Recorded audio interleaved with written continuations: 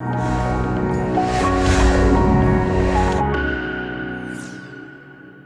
this video, we will be using 1/8" CableRail kits for wood railings, available at many local building suppliers.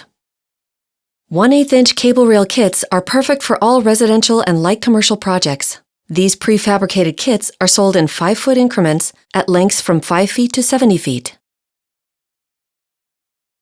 Each kit has a threaded terminal end which has been permanently attached to the cable with a special hydraulic press.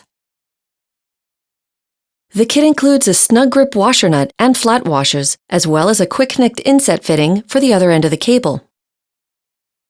In this video, we are using dome-style stainless steel end caps to cover, protect, and provide a finished look to the cable rail installation.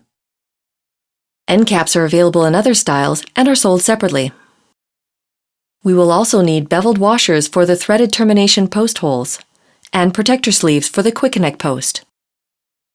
Make sure you have all your CableRail kits and accessories before you begin installation.